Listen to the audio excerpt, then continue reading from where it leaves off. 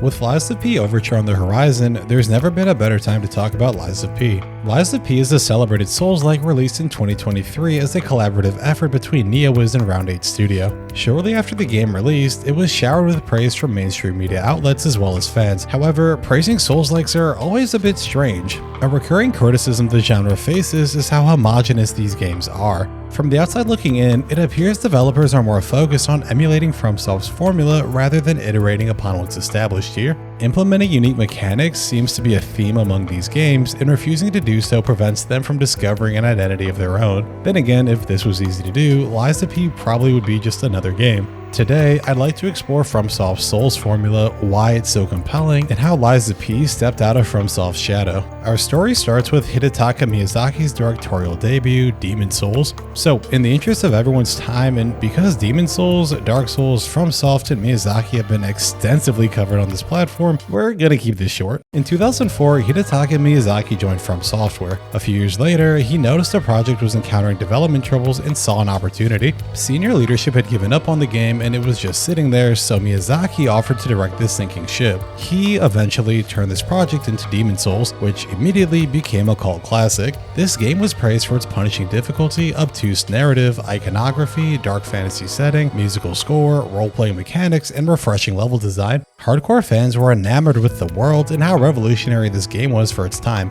To this day, a lot of Demon Souls' DNA can be found in Elden Ring, Lies of P, the first Berserker Kazan, probably the Duskbloods, and other unannounced Souls-like games. Astonished with Demon Souls' critical and commercial success, FromSoft granted Miyazaki full creative control for an upcoming new project, Dark Souls. Like most of you watching, I'm assuming Dark Souls was your gateway into FromSoft's games. I distinctly remember when this game came out in 2011 and everyone calling it the hardest game ever. Honestly, I didn't really care about Dark Souls until 2020. One of my best friends at the time, you know who you are, had played Dark Souls, fell in love with it, and recommended it to me. Like everyone, I got lost, died to skeletons, and wasn't having fun, but one day I decided to power through it, and now I fondly remember it as one of my favorite games ever. Between Dark Souls Prepare to Die Edition and the remastered version, I have almost 300 hours in this game. Since more people played Dark Souls 1 than Demon Souls, and because I've spent more time with the Dark Souls, we'll be discussing the Souls formula with the DS1 as our template. While I attribute a lot of FromSoft's success to this game, Demon Souls foundationally is much more important for FromSoft as it established much of what everyone loves about DS. In my opinion, the Souls formula can be attributed to several criteria: the dark fantasy setting, looping level design, sparse use of save points / bonfires, the Souls economy, various weapons and weapon animations, weapon scaling, leveling up, role-playing mechanics, rolling and invincibility frames, unconventional methods of storytelling, intricate boss design, and a game design philosophy geared around learning is what I would define as the Souls formula. Not only do these elements coalesce to create FromSoft's image, but each of these elements are exceptionally planned and executed. Souls games typically feature a looping level design. I'm sure we all probably have memories of exploring an area we don't belong in, but you're out of healing and can't remember the last bonfire you hit, so you're probably just running past everything. On the verge of death, you eventually stumble upon a switch, door, or elevator and are brought to safety as the delightful sound of a bonfire encompasses your ears. After discovering an area's boss, you may find a one-way door you can unlock, an elevator bringing you back to the entrance, a ladder, or something else creating that aha feeling. I can't overstate enough how cathartic this feeling is the first time you encounter it. Souls combat is very straightforward. Players have a light attack, heavy attack, and an invincible roll based off their stats, backstabs, a lock-on, and magic / pyromancy casts. Additionally, each weapon features unique attack animations. Larger weapons like ultra greatswords deal lots of damage, while daggers and rapiers are much faster, dealing less damage. Each weapon, staff, or shield have skill requirements players must meet to effectively wield them. As players collect souls, defeat enemies, and/or slay bosses, you'll amass souls that can be used to purchase things that level up your character or be dropped if you die.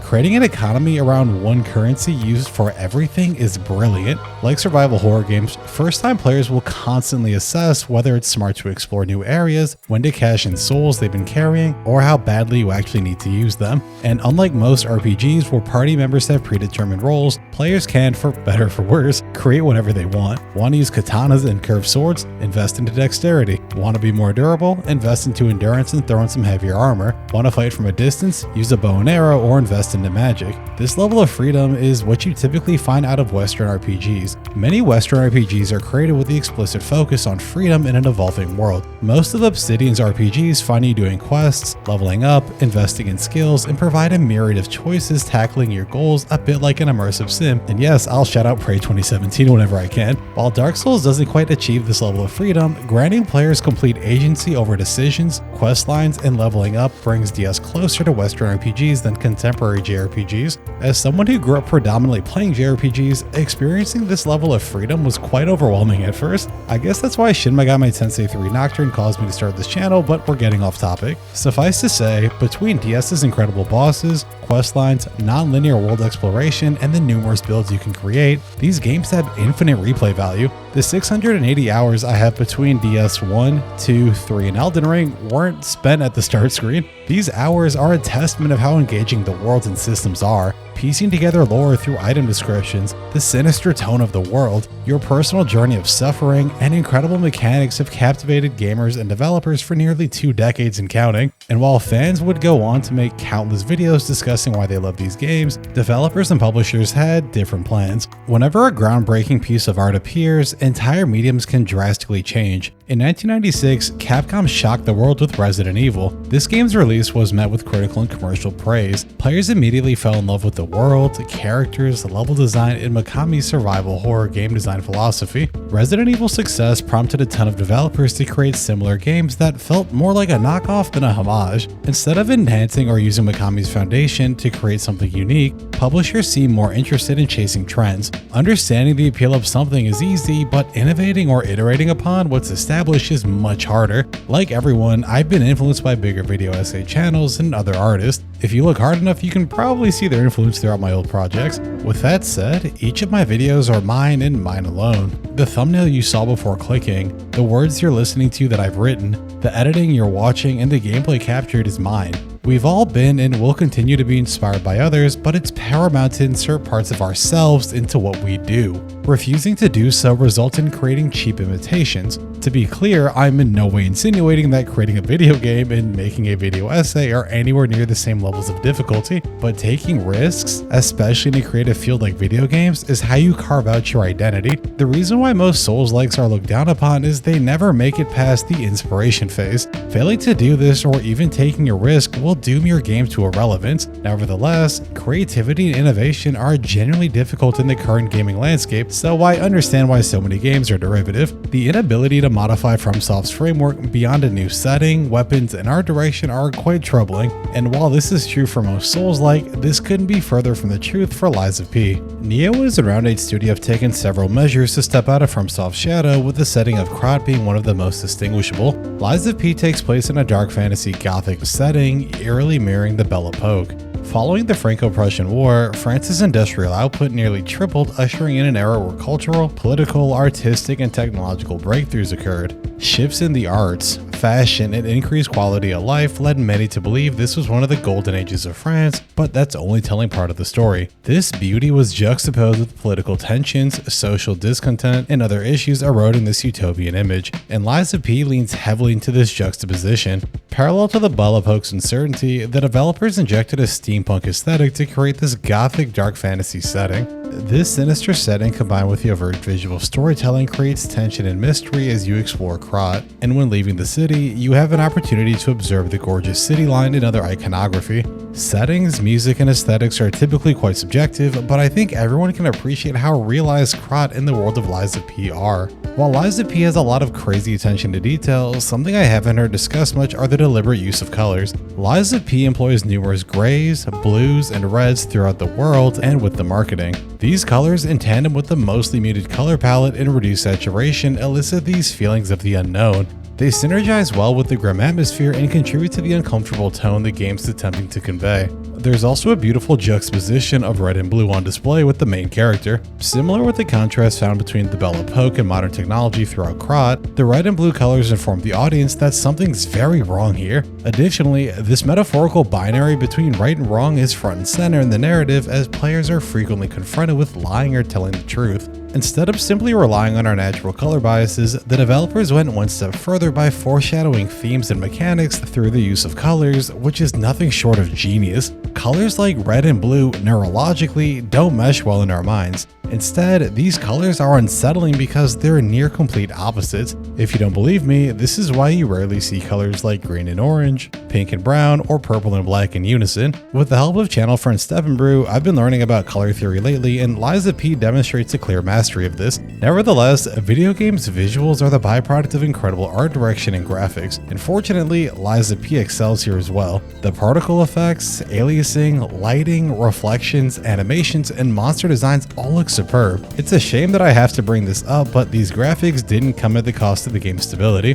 For the past couple of years, PC ports have felt like they regressed back to 2013 when I started PC gaming. Games for Windows Live, the Grand Theft Auto 4 port, Uplay and other launchers barely working, and Skype using most of your CPU are times that I'll never forget. As far as I remember, Liza P ran flawlessly on my system day one, and when you compare this with Elden Ring's abysmal launch, the difference is night and day. Now, you're probably thinking, Elden Ring is an open world game with a much larger scope, and you'd be right, but FromSoftware is a much larger company than Neowiz and Studio 8. We're comparing a huge AAA developer with studios that are probably AA at best. Silent Hill 2 2024 is much smaller in scope than Elden Ring, so that's probably a better comparison until realizing how poorly optimized that game is as well. Having any game work out of the box is something we unfortunately have to celebrate. I also adore how Liza P supports higher frame rates. If you haven't played a Souls game at over 60 FPS, it's incredible how much smoother it feels. These games rely heavily on pattern recognition and identifying startup frames if you want to survive. These additional frames make it easier to perfect guard,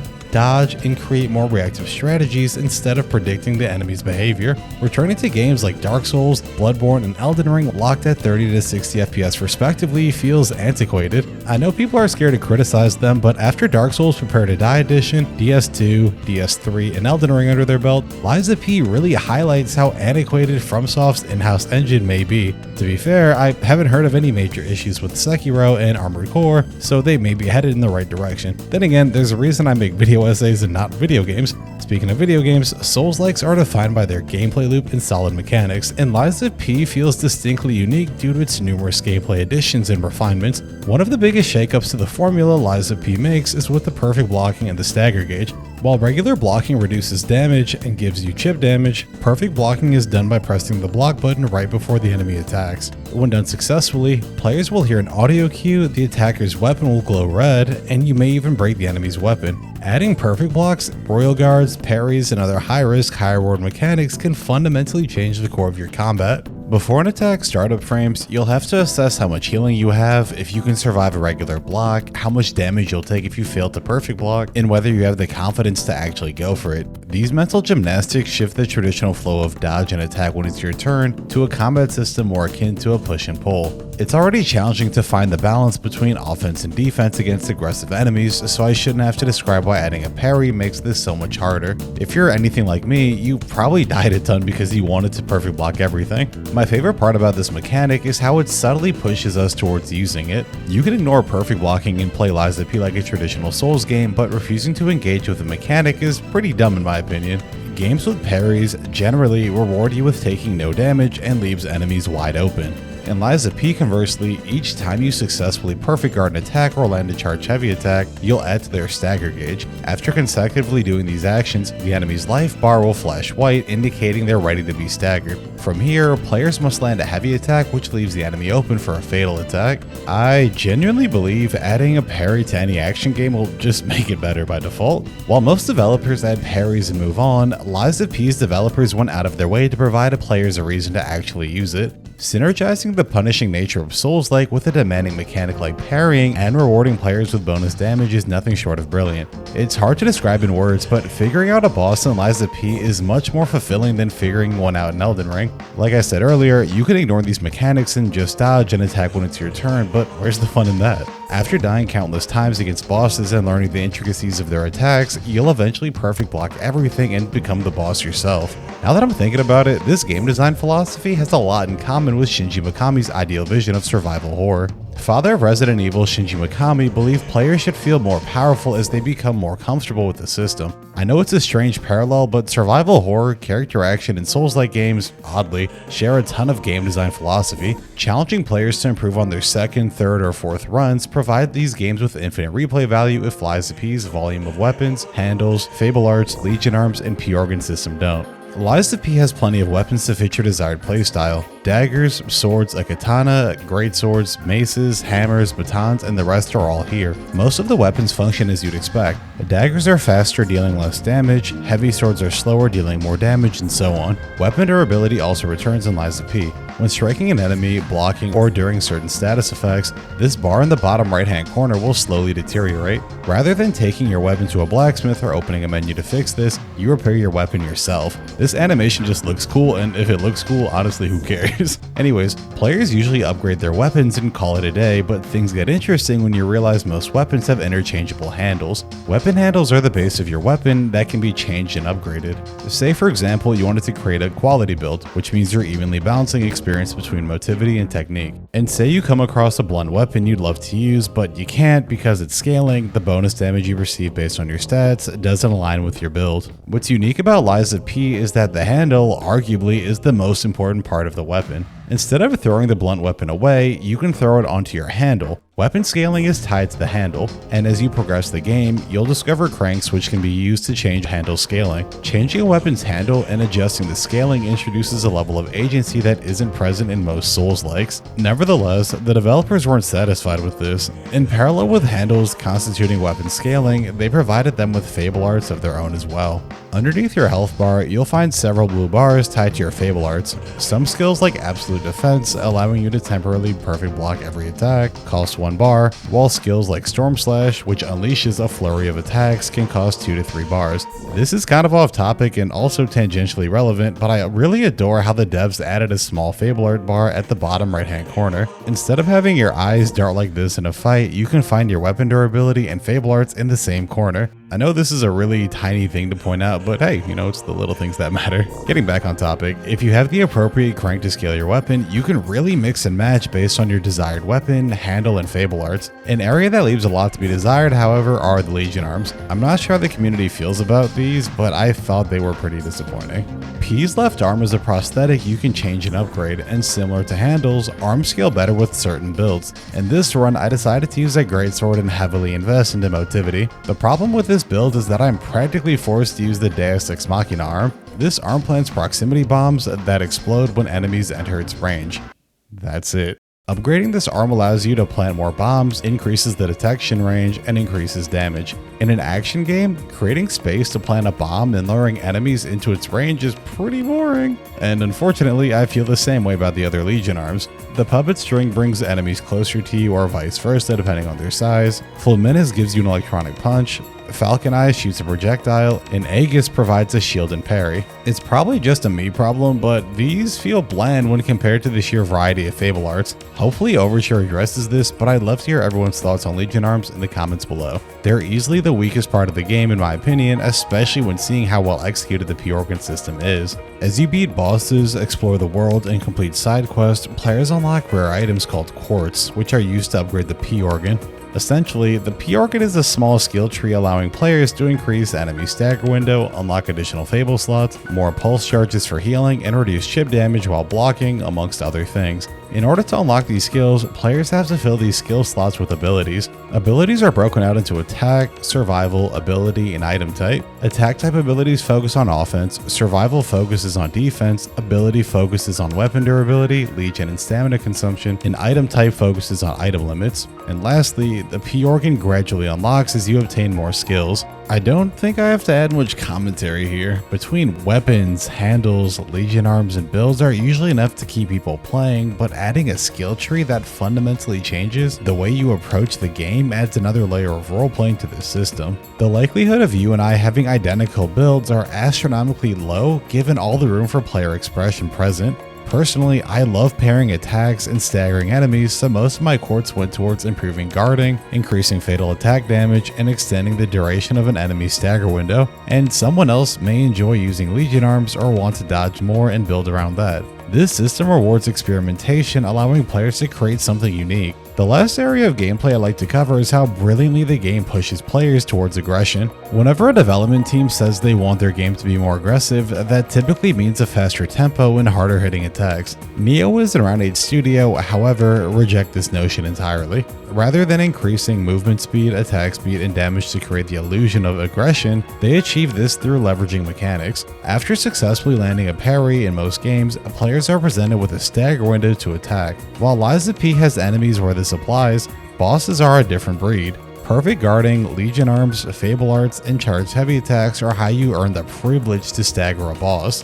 Forcing players to put their lives on the line to stagger an enemy is how you design your game around aggression. Staggering and fatal attacks are two very powerful options that force players to become intimate with the mechanics and bosses, and this praise extends to the pulse cell system as well. Pulse cells are your healing. You can increase how potent your healing is and how many heals you get when resting at the Stargazer. What makes the healing system unique is when you run out of pulse cells. After using all your cells, each successful perfect block, attack, and/or fatal attack can regenerate a single pulse cell. This system works so well because it presents another choice for players while preserving the tension of having almost no healing. Running out of pulse cells brings you to a fork in the road, return to the Stargazer to replenish your pulse cells or start fighting. This small choice adds another layer of stress to exploration and, when combined with how stagger works, rewards players for fighting. Do you have to play the game this way? No, you can take your time, inch forward, and punish enemies when it's your turn, but wouldn't it be a good idea to perfect block a few moves so you can land a fatal attack and get another pulse cell? This is what outstanding game design is all about. Rewarding experimentation, providing players with a plethora of skills, and integrating skill-based mechanics into the gameplay is an incredibly difficult balance to sustain. And despite this, Lies of P is one of the most fundamentally solid games I've played. I know I've primarily discussed mechanics in this video, but the story, level design, and some of the music are outstanding as well. It's rare for a game, especially when discussing Soulslikes, to successfully deviate from the established formula. Most teams are scared to iterate and really make something their own. Video games are big business and cost a ton of money to make, so I get it. Therefore, everyone should be inspired by Neowiz and Round Studio's creative plight. Round Studio and Neowiz are both Korean developers with little to no experience in developing console or Souls-like games for that matter. Round Studio is known for MMORPG Bless Unleashed, and Neowiz developed gacha games like Brown Dust 2. As we all know, mobile and gacha games are huge in Eastern Asia. They bring in a ton of money, and consoles and computer hardware are expensive, prompting most people to game on their phones. Since the Eastern Asian market is flooded with these mobile games, both studios collectively aspired to try something different. They wanted to break away from their competitors and enter another market, and this ambition would take form as Lies of P.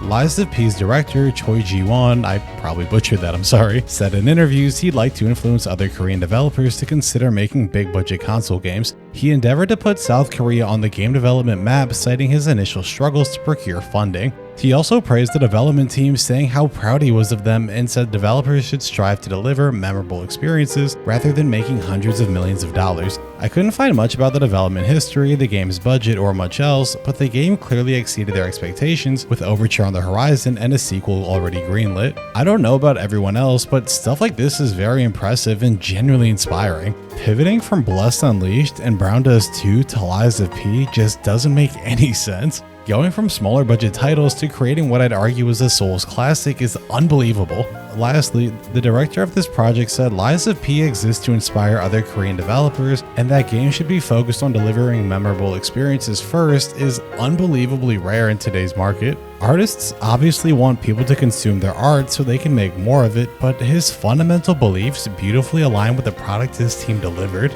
Both teams came together to take a risk on a project and put their heart and soul into it. Their passion and dedication to create an unforgettable experience clearly are on full display here. And as a friendly reminder, this is their first big budget console game. Instead of creating a shooter, a third-person action game, or a MOBA, they willfully entered one of the most scrutinized and saturated genres and created a classic. That's wild. As I said in the beginning of this video, the Souls-like genre is bloated with studios scared to take risks. Risks breeds innovation, and innovation creates identity. Carving your own path in this genre is clearly hard, but we should all be inspired by what Neowiz and Round Studio accomplished here. Since I can only read articles and watch development videos, I can only speculate this, but I'm fairly confident Lies of P was a passion project from a team who wanted to prove themselves to the world. And hopefully, seeing a relatively new team breathe life into this genre influences others to reconsider how they approach Souls-like games going forward. Alright, thanks for making it to the end of the video, really appreciate it, and if you enjoyed, maybe consider subscribing, and be sure to follow me on Twitch, where I record the entire show live if you want to stop by and say hello. Also, shout out to all the domain dwellers for making all this stuff possible, and if you really enjoyed the video, please consider supporting my creative endeavors by becoming a channel member or subscribe on Twitch, where you'll receive early access to videos, a special Discord role, access to my scripts and outlines, emotes, and more. So when I was initially working on this project, this was supposed to just be a Lies of P video, but it rapidly evolved into something much bigger. So yeah, just tried to rebrand this entire project, and let's see how it goes. I think it came out pretty well. But you guys tell me, did you enjoy Lies of P? Did Lies of P take enough steps away from the Souls formula to feel original to you? Did you enjoy the Legion arms more than I did? What's your favorite weapon? Who's your favorite boss? Did you like the lore like I did? Are you excited for Overture and future projects from this studio? And what's your favorite Souls like? Again, thank you so much for watching. Feel free to join the Discord if you want to talk, and I will catch you guys in the next one.